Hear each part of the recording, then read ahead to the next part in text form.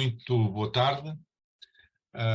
Peço desculpa por este pequeno atraso, mas deve-se a alguns problemas com a internet. Espero que nos próximos 10 minutos eles desapareçam.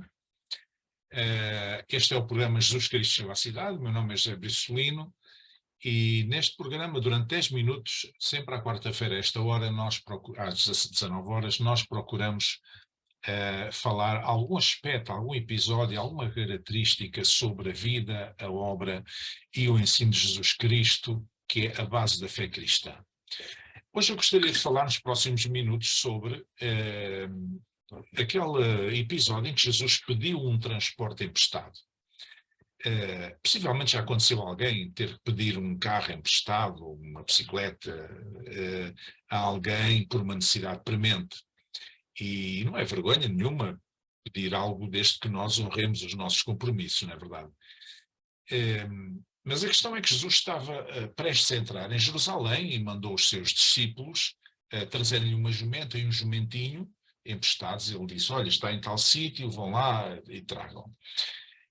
E a pergunta é, por que razão é que Jesus precisava da montada para entrar na cidade desta vez? Ele já tinha entrado várias vezes em Jerusalém e nunca tinha tido necessidade de ter uma montada, não é?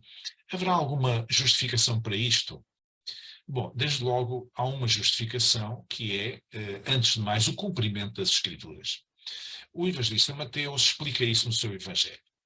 Ele diz que tudo isto aconteceu para que se cumprisse o que foi dito pelo profeta, e o profeta Zacarias, neste caso, no Antigo Testamento, escreveu o seguinte: dizei à filha de Sião, eis que o teu rei aí te vem manso e assentado sobre uma jumenta e sobre um jumentinho, filho de animal de carga. Portanto, a questão do cumprimento das Escrituras era importante que acontecesse. Depois, a verdade é que Jesus tinha vindo a fazer nos últimos tempos uma série de milagres. E o povo estava-se a perceber, não apenas do seu ensino muito específico e muito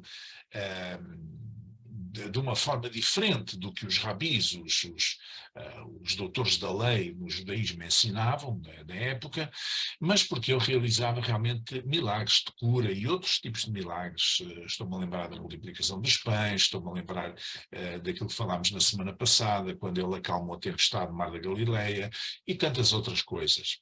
E, portanto, era um homem virtuoso. E ele estava a terminar aqueles 3 anos e meio do seu ministério público, aqueles 3 anos e meio em que ele andou pelas terras de Israel a fazer o bem, a proclamar o reino de Deus, a curar enfermos e até ressuscitou vários mortos, segundo o testemunho dos evangelhos. E, portanto, ele estava prestes a ir à cruz, e seria recebido de facto na cidade de Jerusalém, a cidade santa, a capital do reino do sul, do reino de Israel, do reino de Judá, seria recebido como um homem virtuoso. Mas ele sabia mais do que isso, ele sabia que seria aclamado como enviado de Deus, não é? Como homem virtuoso, mas enviado de Deus. E o evangelista Marcos, no Evangelho de Marcos, diz que muitos, quando ele entrou então, de facto, sentado naquele burrinho, quando entrou em Jerusalém, diz que muitos estendiam as suas vestes pelo caminho e outros cortavam ramos das árvores e os espalhavam pelo caminho. E o povo gritava, Hosana, bendito o que vem em nome do Senhor, bendito o reino do nosso pai Davi, que vem em nome do Senhor, Hosana nas alturas. Ou seja, era uma celebração religiosa, uma celebração espiritual, quando aquele homem virtuoso, aquele homem que andava a fazer o bem, aquele homem que falava como nenhum outro, entrou na cidade de Jerusalém, na cidade do templo, no centro do judaísmo da época, digamos que ele foi aclamado, recebido como homem virtuoso e aclamado como alguém que Deus tinha enviado. Bendito o que vem em nome do Senhor. E ainda hoje a Igreja Cristã celebra o Domingo de Ramos, que é o domingo que antecede a Páscoa, justamente porque Jesus entrou em Jerusalém pouco antes de depois ir à cruz. Mas houve realmente ali uma grande aclamação e, portanto, era necessário que ele entrasse na cidade com de alguma forma notória, diferente daquilo que era o habitual porque Jesus tinha entrado já anteriormente muitas vezes na cidade. A questão é que se fosse um chefe militar, Jesus entraria se calhar montado num cavalo branco, não é? Um garboso cavalo branco. Mas ele entrou sentado num burrinho, num filho de uma jumenta, não é? Numa cria. Isto é um modelo de humildade. Não é? E veja-se o contraste brutal que Jesus aqui dá com aqueles religiosos de todos os tempos e de hoje ainda, que em seu nome imitam os reis deste mundo, com as suas vestes riquíssimas, com os seus títulos honoríficos, com os seus aviões privados e o seu estilo de vida sofisticado. E eu pergunto, onde é que está a simplicidade cristã em tudo isso? Onde é que está? Não está. Não é?